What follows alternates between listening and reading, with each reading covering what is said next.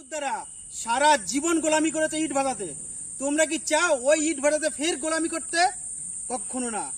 তোমাদের ভালো করে লেখাপড়া শিখতে হবে এবং ভালো বড় অফিসার হতে হবে। এই ইট ভাটাতে কোনোদিন কাজ করা যাবে না। তোমাদের ঠাকুরদারা বাপ ঠাকুরদারা যে ভুল করেছে তোমাদের ভুল করলে চলবে না, তোমাদের উঠে দাঁড়াতে হবে। ভুল করেছে ওরা, তোমাদের সেই ভুলের প্রতিশোধ নিতে হবে। তার জন্য সবার প্রথমে আমি দাঁড়িয়ে আছি, আমি তোমাদের সাথে আছি। আর কখনো ইট ভাটায় কাজ যাবে না।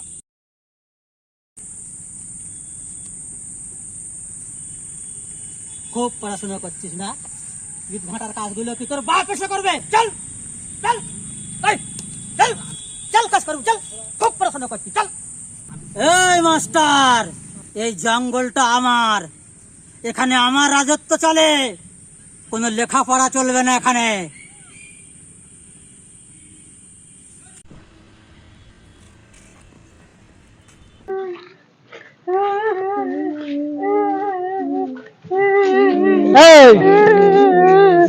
খুব স্কুলে যাচ্ছিস?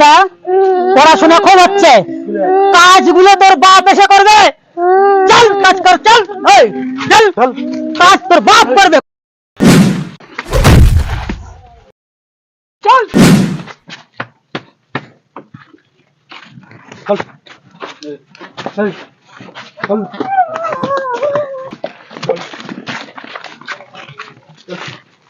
चल क्या मुंडी हिलाते हो? फटाफट काम पे लगाओ।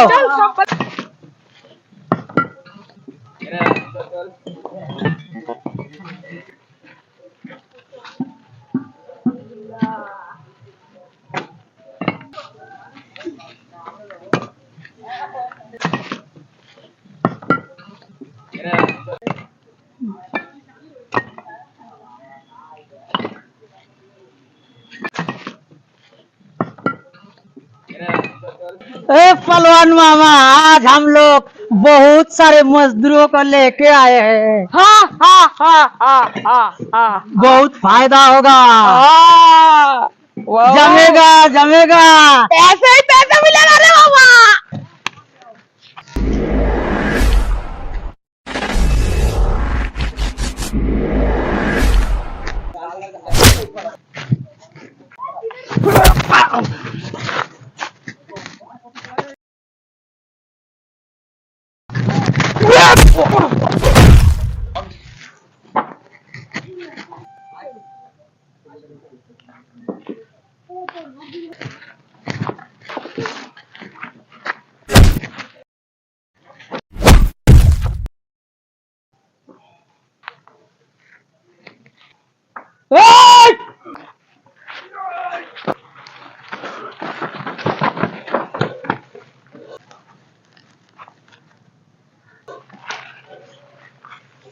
मारो उसको, खत्म करो।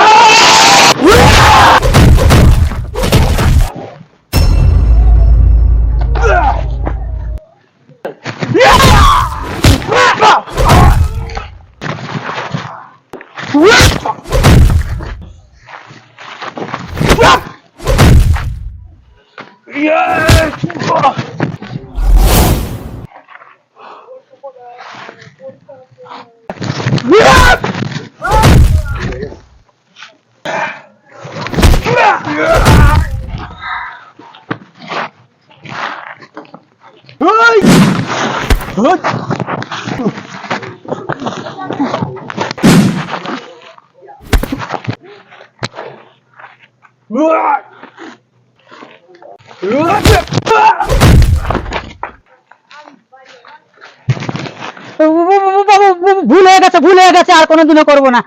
আপনি বাচ্চাগুলোকে নিয়ে চলে যান, ওদের লেখাপড়া শেখান, ওদের লেখাপড়া শেখান।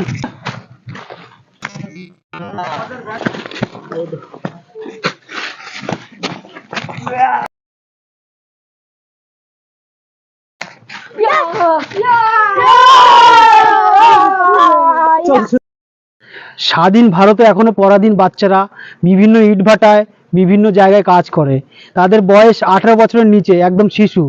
আমার কাছে প্রশ্ন হলো, এই সব বাচ্চাদেরকে স্বাধীন করার দায়িত্ব সমাজের প্রতিটি মানুষের। এই যে বাচ্চা আছে এদের স্কুলে নিয়ে যাওয়া, ভালো জায়গাতে নিয়ে যাওয়া এবং ওদেরকে শিক্ষার প্রয়োজন হয়।